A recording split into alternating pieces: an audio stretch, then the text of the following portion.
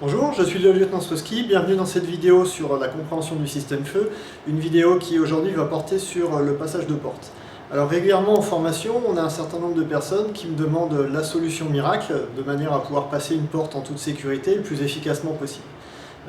Allez voir sur YouTube, vous avez un certain nombre de techniques qui sont présentées par des pompiers américains, des pompiers australiens, des pompiers français en ce qui concerne les techniques d'ouverture de porte. Donc je vous invite un petit peu à regarder les différentes techniques disponibles.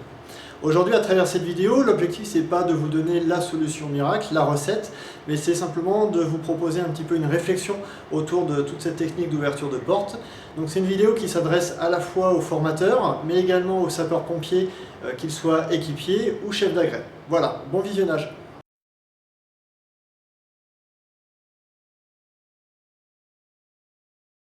Pendant longtemps, les pompiers ont considéré la porte seule. Cependant, il convient aujourd'hui de replacer la porte dans le contexte du système feu. Puisque l'on parle de système feu, il faut donc prendre la porte en tant qu'élément dépendant d'autres éléments du système, donc d'autres éléments de l'incendie. Dans notre enseignement, nous parlons du schéma de Thomas. Nous démontrons lors de TP un certain nombre de choses, mais toujours dans le cas d'une seule enceinte, d'une seule pièce, alors que dans la réalité, les pompiers vont intervenir, par exemple sur un feu de chambre, et vont devoir passer pour accéder au foyer par plusieurs portes. On peut donc parler aujourd'hui d'une zone proche, c'est la toute première porte du système, et puis d'une zone éloignée, l'enceinte où va se situer le foyer de l'incendie. Entre la zone proche et la zone éloignée, il va exister des interactions, des flux, la sortie des fumées et l'entrée d'air, c'est ce qu'on appelle les écoulements gazeux. Dans notre cas, nous limiterons notre système à un seul ouvrant. Demain sur intervention, le pompier qui va intervenir sur feu va peut-être rencontrer d'autres paramètres, par exemple plusieurs ouvrants. Il est intéressant de se poser la question, dans le cas où l'incendie va intéresser plusieurs enceintes, donc plusieurs pièces, est-ce que les indicateurs au niveau de chaque porte vont évoluer? Si oui, de quelle manière? Si dans la zone en feu siège de l'incendie, les fumées sont noires, sont compactes, parce qu'au-dessus de la limite supérieure d'inflammabilité, et sont chaudes, au fil du temps, lors de leur trajet, elles vont se refroidir, elles vont se diluer, elles vont peut-être faire pyrolyser certains éléments rencontrés lors de leur trajet, elles vont perdre leur suie. Les caractéristiques vont probablement se modifier, donc les indicateurs vont peut-être changer. La zone proche est en lien avec la zone éloignée. Comme la porte fait aujourd'hui partie d'un système, il ne s'agit plus uniquement de la partie ouverture de porte par un binôme, mais du système feu par le binôme, mais également le chef d'agrès et le chef de groupe. La lecture au niveau de la porte aura trois objectifs. Petit 1, elle va servir pour la zone proche. Suis-je en sécurité? Que va-t-il se passer juste après l'ouverture? Et donc, quelle action vais-je devoir mener? Deuxièmement, elle va servir par l'intermédiaire des flux à avoir des indicateurs sur le foyer qui est dans la zone éloignée. Où en est le feu? Dans quelle phase? Est-il sous-ventilé? Est-il en FLV ou en FLC? Troisièmement, elle va servir à la gestion des flux. On parle du contrôle, la gestion des ouvrants. Arrivé devant la porte, le pompier va rechercher plusieurs indicateurs. Des indicateurs sur la zone proche, mais également des indicateurs sur la zone éloignée.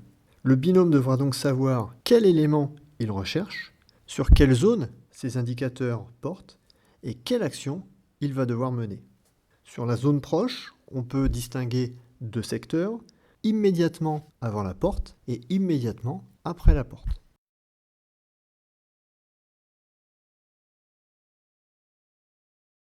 Dans le cas de l'ouverture de porte, je vous propose la méthodologie suivante.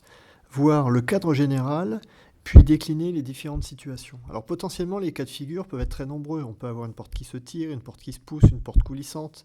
On peut être à l'intérieur, on peut être à l'extérieur, on peut être dans une pièce, un couloir. On peut avoir une porte d'habitation, on peut avoir une porte de garage, etc., etc. Mais ces éléments n'auront pas d'influence sur la lecture à proprement parler, mais par exemple sur le positionnement du binôme. Si je reprends la zone proche que nous avons vue au chapitre 1 avec ces deux secteurs, une zone immédiatement avant la porte et une zone immédiatement après la porte. Commençons par la zone immédiatement avant. À ce moment-là, nous avons deux cas de figure. Soit j'arrive devant la porte et je n'ai pas de fumée, soit j'arrive devant la porte et j'ai la présence de fumée. La situation avec fumée est intéressante car elle peut m'amener à agir. Pour le moment, je suis en sécurité car isolé du feu puisque la porte est fermée.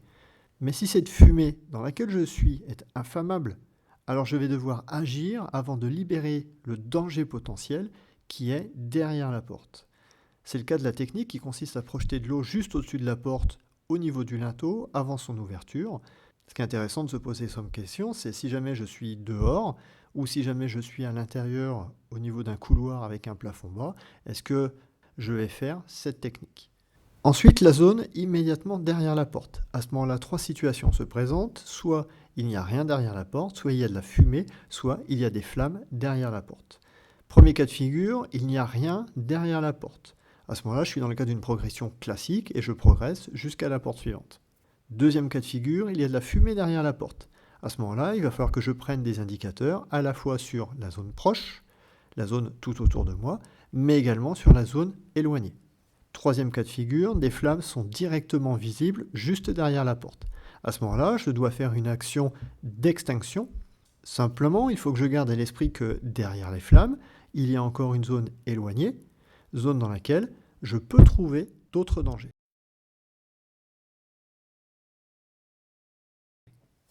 Concernant la lecture des indicateurs, il existe différentes techniques, différents moyens mémotechniques. On me pose souvent la question de savoir comment on doit procéder. Est-ce qu'on doit garder le gant, enlever le gant, est-ce qu'il faut verser de l'eau sur la porte, etc., etc. Ce qui est important en fait à comprendre, ce n'est pas comment réaliser le geste, mais c'est le quoi. Qu'est-ce que je recherche? Peu importe comment j'obtiens cet indicateur. Avec le doigt, avec la main, par mes sensations, avec une lance. Au final, je cherche un indicateur, par exemple l'indicateur chaleur. Je vais tester la porte ou bien je vais tester la fumée. Je vais ensuite chercher un indicateur oxygène.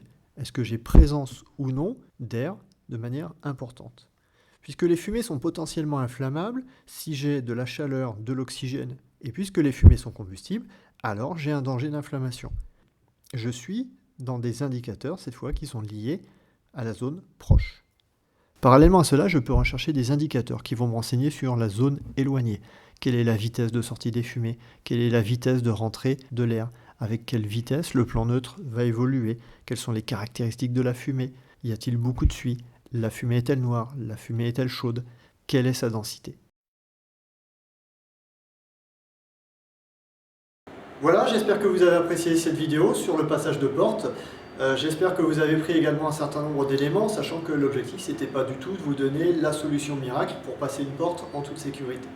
Maintenant, en fonction des départements dans lesquels vous êtes, en fonction de la doctrine que vous voulez donner, en fonction de vos techniques opérationnelles, un des objectifs, ça pourrait être de reprendre l'ensemble des schémas que je vous ai donnés, d'essayer de lister la majorité des situations, sachant qu'on a vu dans la vidéo qu'il en existait un certain nombre, mais d'essayer de lister un certain nombre de situations.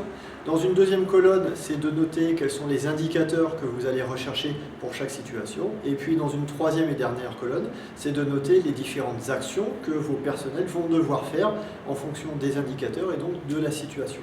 Vous allez voir rapidement que vous avez un certain nombre d'invariants, c'est-à-dire que pour chaque situation, vous avez des choses que vos pompiers vont devoir faire à chaque fois. Tout l'objectif ensuite, ça va être de construire votre propre technique opérationnelle et puis deuxièmement, de construire vos situations de manière à faire en sorte que vos pompiers puissent s'adapter à des situations. Voilà, si vous avez aimé cette vidéo, n'hésitez pas à la partager, n'hésitez pas à laisser un commentaire et à bientôt.